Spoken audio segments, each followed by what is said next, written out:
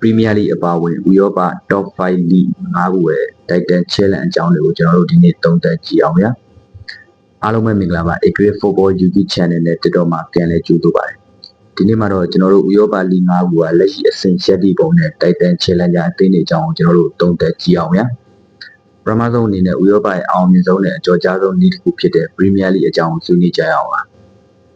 Premier League မှာတော့လက်ရှိချန်ပီယံဖြစ်တဲ့ Liverpool ကချန်ပီယံအတွက်ရေပန်းအစားဆုံးဖြစ်နေတယ်။ခုရဒီ Liverpool အသင်းကပွဲစဉ်9ပွဲကစားပြီးတဲ့အချိန်မှာ9ပွဲနိုင်2ပွဲရှုံးဂျာမန်15မှတ်နဲ့ဒုတိယအနေနဲ့မှရပ်တည်နေတယ်။ရာသီစ9ပွဲမှာ9ပွဲလုံးအနိုင်ကစားထားပြီးတော့ပွဲစဉ်6မှာ Crystal Palace ကို1ပွဲပွဲစဉ်9မှာ Chelsea ကို1ပွဲနဲ့2ပွဲလုံးနောက်ကျသွင်းဖို့တွေခွင့်ပြုခဲ့ရပြီးရှုံးပွဲ2ပွဲတွေ့ထားပါတယ်။ Premier League Title Challenger အနေနဲ့ဒုတိယပေါ်ယူတာဖြစ်တဲ့အသင်းကတော့ Arsenal အသင်းဖြစ်ပါတယ်။လက်ရှိရာသီအာတင်နယ်အသင်းဟာ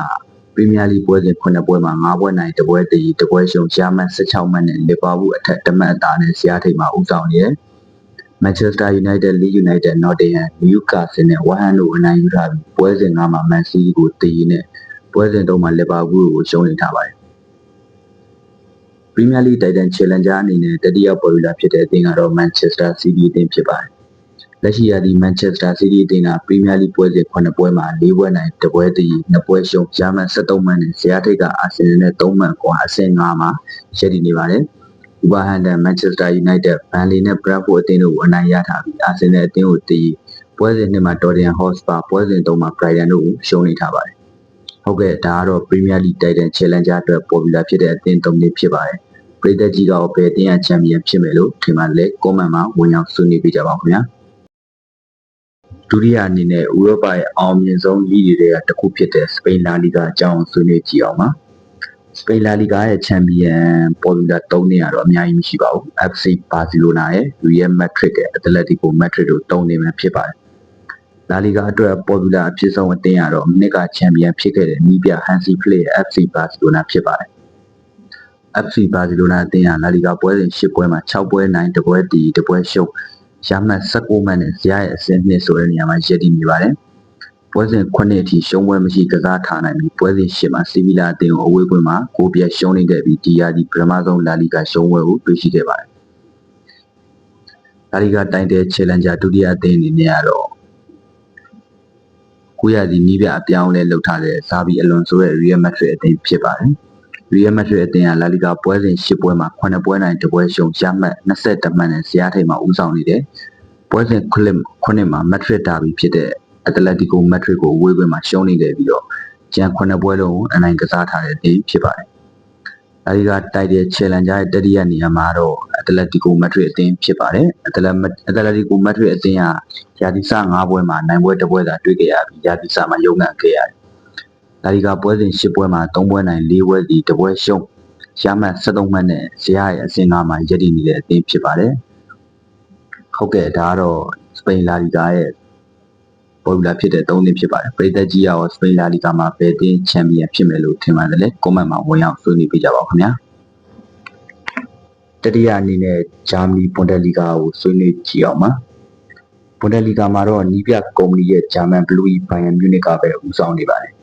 ဒီပွဲစဉ်6ပွဲမှာ6ပွဲလုံးရှုံးပွဲမရှိသေးပဲဂျာမန်18မှတ်အပြည့်နဲ့ဇယားထိပ်မှာဦးဆောင်နေပါတယ်။ FIFA Club World Cup အပြီးပြိုင်ပွဲစုံ73ပွဲဆက်အနိုင်ရထားတဲ့အသင်းလည်းဖြစ်ပါတယ်။ဂျာမနီမှာတော့ဘိုင်ယန်မြူနစ်အသင်းကပဲချန်ပီယံဖြစ်ဖို့များနေပါတယ်။ဘွန်ဒက်လီဂါရဲ့ဒုတိယပေါ်မူလာဖြစ်တဲ့အသင်းကတော့2023-24ရာသီက28ပွဲနိုင်6ပွဲတည်ရှုံးပွဲမရှိပဲချန်ပီယံဖြစ်ခဲ့တဲ့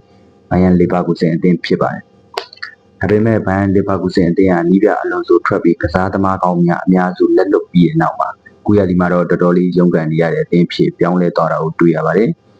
ဒီပွဲစဉ်6ပွဲမှာ3ပွဲနိုင်2ပွဲတည်1ပွဲရှုံးရမှတ်17မှတ်နဲ့ဇယားရဲ့အဆင့်5ဆိုတဲ့နေရာမှာရပ်တည်နေပါတယ်။ဘွန်ဒက်လီဂါရဲ့တတိယပေါ်ယူလာဖြစ်တဲ့အသင်းကတော့ကစားသမားကောင်းများစွာကိုစင်းမြင့်ပေါ်ကိုတင်းပေးလေးရှိတဲ့ Borussia Dortmund အသင်းဖြစ်ပါတယ်။ Borussia Dortmund အသင်းကလီဂ်ပွဲစဉ်6ပွဲမှာ4ပွဲနိုင်2ပွဲတည်ရမှတ်14မှတ်နဲ့ဇယားရဲ့ဒုတိယနေရာမှာရပ်တည်နေတယ်။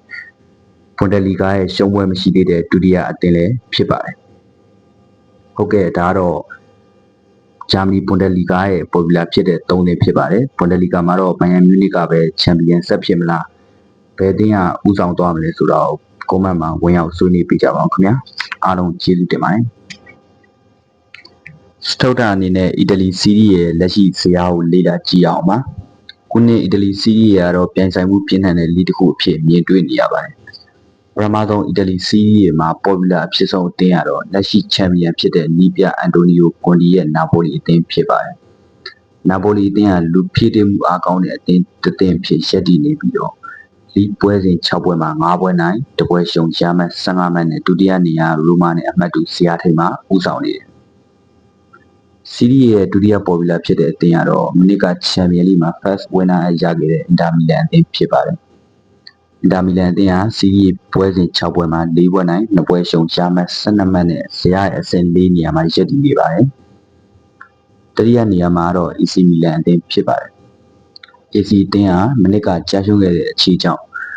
အနေကြောင့်ဥရောပပြိုင်ပွဲမကစားဘဲလီပွဲစဉ်တစ်ခုကိုပဲအာရုံစိုက်လာဖို့ရှိပါတယ်။ဒါကြောင့် AC အသင်းကိုတတိယနေရာမှာရွေးချယ်ထားခြင်းဖြစ်ပါတယ်။ AC အသင်းဟာလီပွဲစဉ်6ပွဲမှာ4ပွဲနိုင်1ပွဲတည်1ပွဲရှုံးရမှတ်73မှတ်နဲ့အဆင့်3ဆိုတဲ့နေရာမှာရပ်တည်နေပါတယ်။ဟုတ်ကဲ့ဒါကတော့အီတလီစီးရီးရဲ့ပေါ်ပူလာဖြစ်တဲ့3သင်းဖြစ်ပါတယ်။ပရိသတ်ကြီးရောဘယ်အသင်းဟာချန်ပီယံဖြစ်မယ်လို့ထင်ပါတယ်လဲကွန်မန့်မှာဝင်ရောက်ဆွေးနွေးပေးကြပါအောင်ခင်ဗျာ။နောက်ဆုံးအနေနဲ့ကတော့ပြင်သစ်လီဂူ1ဖြစ်ပါတယ်။ပြင်သစ်လီဂူ1မှာတော့လက်ရှိချန်ပီယံလည်းဖြစ်ဥရောပရဲ့ချန်ပီယံလည်းဖြစ်တဲ့ပဲရစ်စိန့်ဂျာမိန်အသင်းဟာလီဖလားကို၄နှစ်ဆက်ယူထားတာဖြစ်ပါတယ်။ပြင်သစ်လီမှာပဲရစ်စိန့်ဂျာမိန်အသင်းဟာအမှတ်ပေးဖလားကို9ချိန်ဆက်ရယူထားနိုင်ခြင်းမရှိပါဘူး။2012 13 13 14 14 15နဲ့15 16မှာ၄နှစ်ဆက်ရတယ်။2016 2019မှာမိုနာကိုအသင်းဟာရပြီးတော့၄နှစ်ဆက်နဲ့ပဲရပ်တန့်ခဲ့ရတယ်။ခုလည်း2021 22